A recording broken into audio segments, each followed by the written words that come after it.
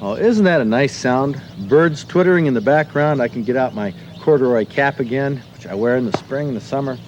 Good time of year. We're going to talk about some things tonight on Michigan Outdoors. It's going to be kind of interesting. You know, it's a season when you see a lot of these things along the sides of the roads, dead. A lot of roadkill, skunks. They're going to be a problem to some of you this summer. You might call a fellow like Carl Crofts, who's a trapper. You're with the Southern Michigan Trappers Association? Yes, ma'am. Trapping season opened November 1st and went until when? Oh, it's still going on for beaver. In that special area? Yes, yes. Mm-hmm. Extended. But basically, when did it end for you? For me, January 15th. Okay, and he has a collection of hides and pelts, which he's in the process of selling or has sold. A lot of traps. Carl does a lot of workshops for trappers, activities with the Southern Michigan Trappers Association. As I said, you just might call him during the summer to remove a problem animal. We're going to find out what trapping is all about. It's an age-old activity, as old as civilization. We're going to give you a hint of what your ancestors did many years ago. So you stay tuned. It's Thursday night. Time for Michigan Outdoors. From the rugged shore and woodlands of the north, it's history of copper mines and iron ore, the Great Lakes fisheries. To the farmlands of the southern counties, we'll look around again at all that waits the sportsman in the state of Michigan.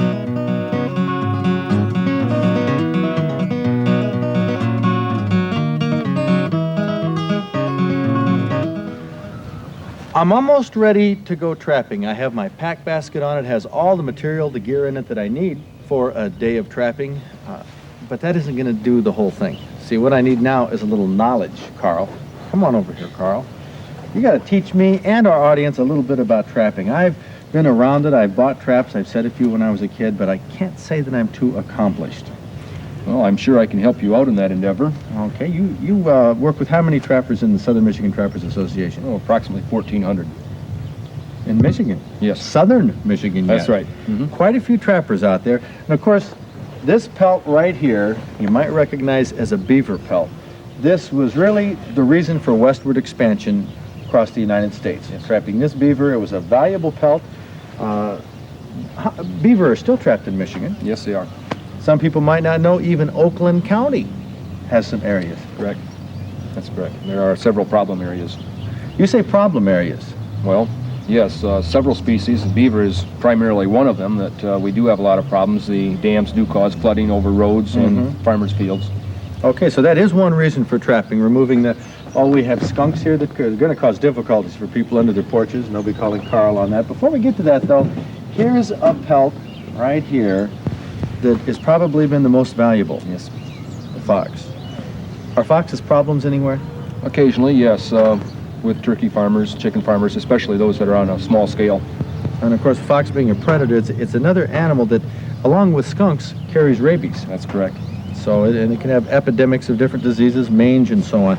Trapping a fox is difficult. Yes, that's true. I've heard about that. What do we need to go fox trapping? Well, we need a lot of knowledge, for one thing. Okay, we're going to need some scents, some of the things you have off the table here.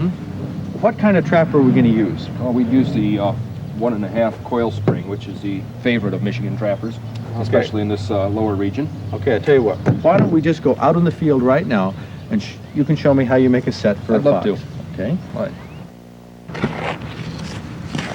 You know, a lot of people would think that you shouldn't be sitting along a farm field for foxes, creatures of the woods. Yeah. Wrong-o. Right. They don't live in the woods. They do a lot of their traveling along edges of fields, change-ups like that. Of course, in the wintertime, they do feed like in the woods and where the swamp isn't behind us. Of course, we have out here a cultivated field. It's been plowed now. Right next to that, a fallow farm field with just some grasses, fence rows, and behind us, woods. So we're setting a trap here. You've dug a little hole. What'd you dig this hole for right here? Well, in a minute I'll be putting some lure in there. And it's to typify where a fox, another fox, or some other animal has buried part of its prior catch. You mean foxes will catch a rabbit or a mouse or something and bury it? Yeah, bury part of it at least. I'll be darned. So what you're setting up here is along the area fox might travel, but you're trying to make this fox think that another fox was here and there's some free food? Definitely. So they steal food from each other. In a sense, yes. That's why they're called foxes. I guess. They use a lot of sly techniques, and Yes. you have to be pretty sly in catching them. Now what? Well, I've bedded the trap properly, so it's real stable. Now I'm going to cover it with dry dirt. Some parts of the year Here, I'll hold this for you. I wouldn't have to do this, but If I sift it? you can bet. Now, a fox There we go. isn't it going to wonder what the scoop is here? Well, when we get all through with this, it's going to look the same all the way around. So that trap can still function if Oh, definitely. if the fox Definitely. steps on it? You see, I spread dirt all around, and that way it doesn't make this one little spot seem so obvious. Now what? I take off my gloves, and we'll. Now hold on, let's see what does this say here? We can see that trails end what? Well, it's lure for fox, bobcat, and coyote. Pew! Well, That is bad. What is it? It looks bad. well, I couldn't actually tell you what it is, Fred, but it's Probably a secret potion that Oh, trappers I'm use. sure it is, but it's not nearly as bad as some of the others, for that matter. Now that smells like a partly rotted animal, a dead something. I think this does, yes, mouse, somewhat. It something? might have some beaver gland in it, or muskrat gland, for that matter. Now that's going to attract the fox. Now, one other thing that I always do is to take a little wad of grass, or whatever's native to the surrounding area, and cover it up, whether it's bait or lure. The odor still permeates through, but that way, when the fox comes to the set, he has to actually work the area a little bit to get to that Find lure. it. Oh, okay. And paw at it. The last thing I do is to put a little fox urine on. Fox urine? Yes. Bottle? Oh, yes, definitely. Where do you, I don't want to tell you, where do you get that stuff? Well, you can buy it from many trapping supply houses, and that's to But where do they get it?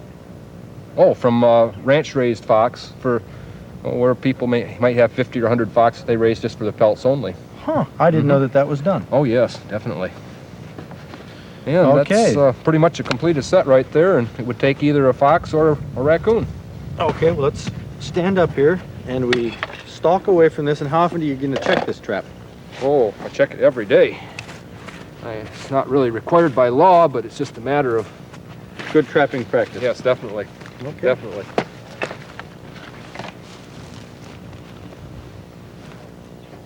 And this is one of our Michigan raccoons right here, a pelt that you've, you spend a lot of time preparing these pelts. Definitely.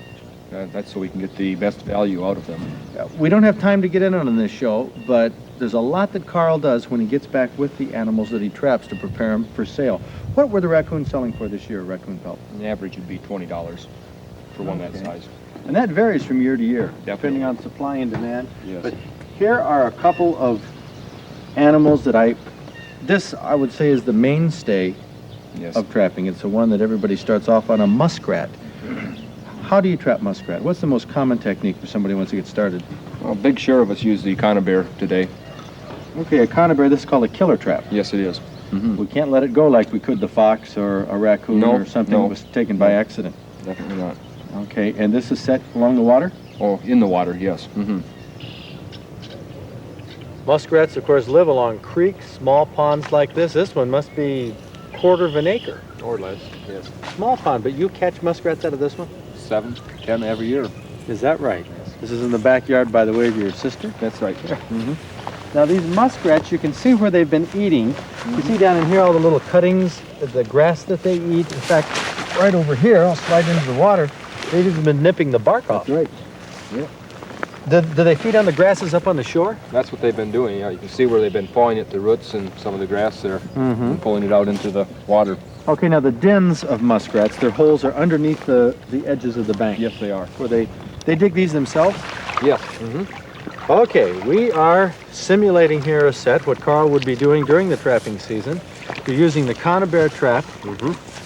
What do you do first? Set it? First thing I'll do is I have to be 6 foot away from the den, which I feel is right over there. Okay, if there's a den hole there, the law says you have to be 6 feet away. Right. And I will simulate here where there is a den. Actually, it's going to be homemade, of course. Okay, just a simulated den. Yes. Sort of like the foxes, you're simulating where other muskrats have been. Yes. But this makes it legal by doing it myself. dig that out. Mm-hmm. Of course, you need the longer rubber gloves for Yes. muskrat trapping Yes. anytime you do water sets, and a pair of waders, hip boots. In fact, Something many like trappers wear shoulder-length gauntlets. Now, this conibear trap, when a muskrat swims through it, muskrat will have bought the farm on this one because this Yes, kills them. It kills them, right. What we're doing is going to place a trap so that the muskrat will swim through there in reaching that artificial den. Now, what if I tripped it myself? Well, it would spring on your hand. Would it hurt me? Not terribly. Could I do it? Surely. Either direction is okay? Yes, either direction. Any direction it'll spring. Oh, that doesn't hurt. No. But the grip holds them, and then they do drown very rapidly. Okay, well, here, we'll set this again. Simple trap to set. Okay, now, where do you put it? Okay. Now, our hole is right there, so I'll put the stake there, push it in so it's secure. However, under actual trapping conditions, I would definitely have a shorter stake so it was less visible. Okay, but that's it. The muskrat will come along the bank and go to swim. Swim into that hole. Swim into right. that hole there. And that's how they're trapped. I may use just a couple little twigs to help guide it along the way, such as that. During trapping season, this is what we would be looking for. The end result is a muskrat, and it's a rat. You look at a picture of the muskrat, no doubt in your mind of what it's related to. That's right. It's definitely a rodent. To prepare a hide to look something like this, for sale, there's a lot of equipment you use. You have some draw shaves here, some scrapers. In fact, there's an awful lot to get into. Here's a lot of books, and there's many of them out on trapping. Stretching boards and for skinning, because the value goes up the more you can do on your pelt. Definitely. The closer to a finished product, the more valuable it is. Speaking of values, let's go down the row here. Right. What were these muskrats selling for this year? The muskrat, approximately $5. The next one is a male mink, $34 for one of that. Okay, and mink you'd oftentimes catch in the same type of Definitely. sets. Mm-hmm. What about a fox? Beautiful pelt. $45 to $50 for one like that. Nice feel to that. And a raccoon? Well, only $20 this year. But they were up 40, 45 yes, a few years ago. time. Mm-hmm. What about beaver? I know you're not a beaver trapper yourself. Something a little more common up north. What do they sell for? What's the Oh, this year approximately $20, I guess, would be a good low? market. Very low, yes. They've been up around 60, 65. I've heard that, yes. Mm-hmm. Skunk and a possum. $3, $4 a piece is all. Well, you know, actually, somebody who finds one alongside the road that isn't mangled can pick them up and skin them out, and you can make a little money that way. You will be trapping, especially things like skunk this summer, for people to remove them. That's right. The problem skunks. Okay, that's one reason. Another thing that trappers do get out of trapping, aside from the hobby, the joy, just getting outdoors and the money that they can make off of the pelts, is they do get a little bit of food. Definitely. Not off of everything you see here. Skunk? Yeah. No. You have heard of people eating them. That's about as Rarely. far as it goes. Rarely. A possum. I have had a Yes. possum that were very good. Yes. I've had beaver at wild game dinners that were excellent. Raccoon. I had a fellow prepare this up in Alpena. Super. Muskrat. I've eaten those, a bit tasty. Very good. I can't say is that I've ever seen a recipe for fox or mink. You know, that's something about predators, species that eat other animals. They're a little tougher for us to eat. Yes. We prefer that. Let's talk about one last thing here before we move on. Let me pick a trap off of here, number 1.5 coil. People say trapping is inhumane. True. Some people say that. Yes. Actually, not any more inhumane than the way some people keep dogs and cats and pets. No. True. Very true. You know, but trapping done properly is a humane activity. Checking your traps every day. How about setting that, Carl? I'm going to have Carl stick his finger in it. You know that, Carl? If I ask you to do that? Because I know that it's possible. Oh, yes. Yes, it can be done. This is a trap that I use for catching fox and raccoon each year. And Could I stick my finger in it? well, you aren't used to it. I'd say you might not want to, but definitely I can. Wow. So- That snapped hard. Yes. Let's see if it broke your finger. Oh no, not at all. Not at all? Oh no. Do you very often break an animal's leg in a trap? Well, that trap is used for fox and raccoon. I've never had a broken fox or raccoon leg from using that trap. Well, That type of trap. Done properly, trapping is as humane as any activity, and certainly for most of these animals, there's no joy living out in the fields and marshes because they're eaten by each other daily. Yep. Mange, disease, cars, Starvation. starvation. So it's no treat out there, and I think trapping, you're just sharing in the bounty of the outdoors. I believe that. Okay, Carl, where can people go? Let me shake your hand and thank you. Where can people go to meet you this summer and talk about trapping and learn about it? Our Southern Michigan Trappers Association Convention, St. John's, Michigan, last weekend in July. Okay, we'll have that on our outdoor calendar, so watch for that. Thanks an awful lot, You Carl. bet. This is really great.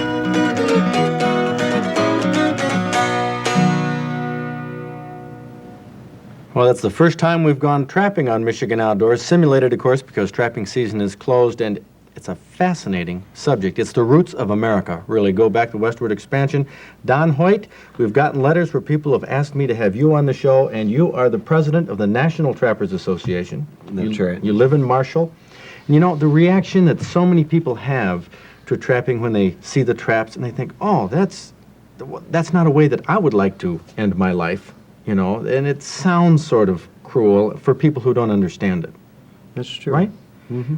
I want you to bring us up to date. I know New Jersey has been, or you expect that's going to be banned, trapping banned in New Jersey? Yes, I think we're going to lose the state of New Jersey. There's too many people in that state with concrete under their feet, and those kind of people do not understand trapping. Frankly, if they knew what went on in agriculture with chickens in little cages for the eggs, and they'd ban that too. Yeah. Honestly, they would. It's a question of the real world as opposed to the Disney syndrome. People think that wild animals live happily forever after. They don't. Oh, well, that's really a tough thing to deal with. And if all the people in a state don't understand what it's about and decide to ban it, there's nothing we can do. Are there any states where there's hope? I mean, are there any success stories where states maybe have banned trapping and then... Of course, reopened we it? have many, many states like Michigan, Wisconsin, Minnesota, where trapping and hunting are a way of life for many, many people, and it's pretty well understood. But we're making some gains. The state of Rhode Island, where we lost the foothold trap a few years ago, there's a bill in the legislature now to return trapping to Rhode Island with a maximum size 1.5, which is all that's needed. And What about Florida? I've heard Florida... yeah, Florida was the first state to have banned trapping, and a university down there did a study on the red fox, and they determined that the most intelligent way to manage red fox is to harvest the surplus every year, and we're on the verge of returning trapping to the state of Florida. That shows, I think, to you folks out there who wonder about trapping, that when it gets an airing in front of a legislature or in front of the people and they really understand what it's about, you know, it may have drawbacks like everything does, like agriculture and like we've talked about. People keeping pets, that can be cruel, you know? Yeah, you know, Mother Nature, that sounds so gentle, but Mother Nature is far, far more inhumane than trappers, hunters, fishermen, because when an animal dies of disease or starvation, it's a long, lingering, painful death. And Sure the is. fortunate animals are the ones that are harvested by sportsmen. This is Don Hoyt from the National Trappers Association. He has a number of materials which you can get. Write to us at Michigan Outdoors. Our address will be coming up at the end of the show. Ask for the Trapping Information Kit, the Truth Kit. We'll send it to you. Don, thanks for coming down. We're going to do more on trapping in the future. It's an interesting subject that I think people should understand. And there have been some nice steelhead taken this winter, so let's take a look right now at a winter Michigan Outdoors Trophy Report.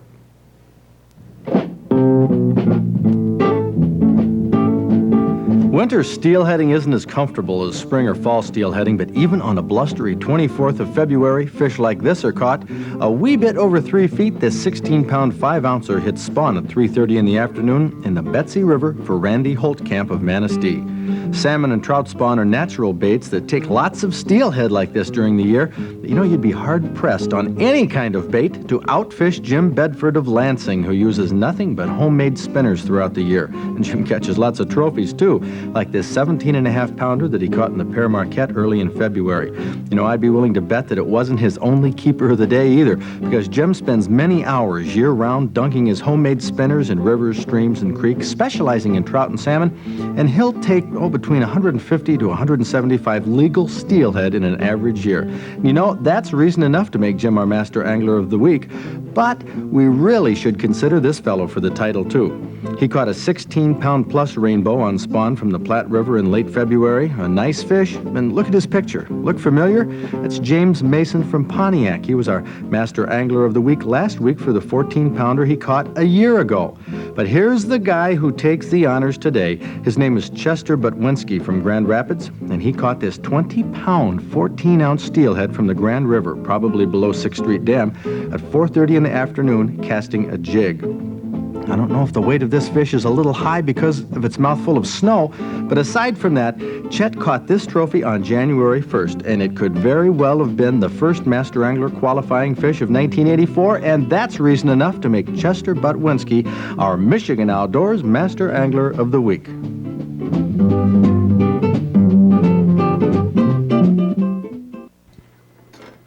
What could be a better way to fix salmon or steelhead than in a fish chowder? And this is a good one. This is a creamy fish chowder, which we got in a recipe from June Torok up in Houghton Lake. She entered this into a contest. It's in our Club Digest, which just came out today. It's in the mail now to about 10,000 of you. And this is creamy fish chowder. Kathy Beitler, let's tell them how we put this together. It's really easy. I was surprised. What do we do? Melt some butter, add celery. Celery and some chopped onion. Right, some garlic bread. Okay, this is a smashed, minced, yeah, you can smash a garlic clove. Now you stir fry that for how long? What do you Just recommend? until it's tender, not browned, just tender. And then, For thickening, flour. okay, about how much is that? About a half cup. Mm-hmm. Okay, now we're going to add, this is actually chicken bouillon. It's 6 cubes that have been dissolved in, or 8 cubes in about 6 cups of water. Right. Put that in, and that's starting to look pretty good.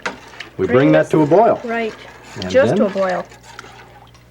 Now we don't have time to bring it to a boil right now, but then you're adding Potatoes, diced. diced potatoes, a couple cups of that. Cook for 15 minutes. Okay, let that go on the stove for 15 minutes, and then we're going to put in the fish. Right. Just half a cup, or 1.5 cups. About a pound or so of fish.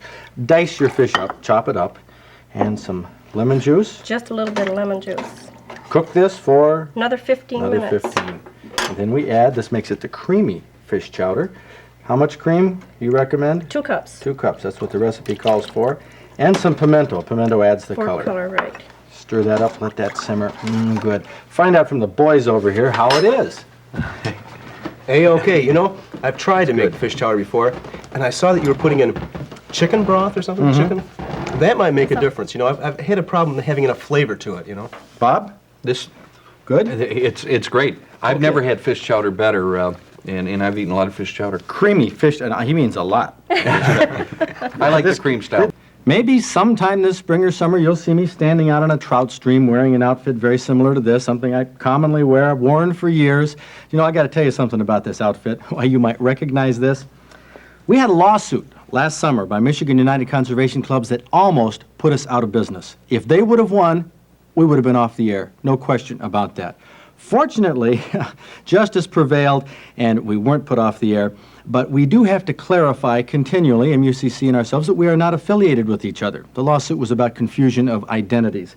Well, you might ask, why is a guy who looks strangely like me on the cover of Michigan Out of Doors this month? Well, take a good look at that cover. Corduroy hat, dark glasses, you know, the shirts like I often wear outdoors. I mean, that is me. The only thing I didn't have 5 years ago was a mustache. But Gil Clark took that picture from the Travel Bureau. They didn't have my permission to use it on the magazine cover. It actually violates the lawsuit settlement, but heck with any more lawsuits, I'm going to let that go. I will, though, if you want to send in your cover to me, I will autograph the cover for you. I'll be glad to send it back to you. This is kind of fun in a way, you know. Well, Fred, we want to be some of the first people to get your Okay, autograph Ed. on the front of this. You know, it's really, my first magazine cover would have to be the organization that just about put us all out of business. Yeah, well. What the heck. Anyway, I'm getting a kick out of this, autographing this. I'll be glad to do it for any of you who send it in. Hey, There you go, Thank you. I think we'll get deluged by You think so? You know, I wonder if I'm going to end up on the cover of National Enquirer sometime soon. If they find out about me and Morgan Fairchild, oh, no, I don't know where this is going to lead. Yeah. Okay, well, no, send them in and I'll sign them, autograph them for everybody. There you go.